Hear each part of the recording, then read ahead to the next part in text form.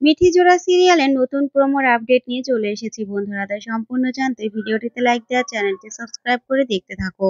নতুন প্রোমোতে দেখা যাবে রায় আর অনির্বাণের সম্পর্ক ভেঙে দিতে চায় সূর্য।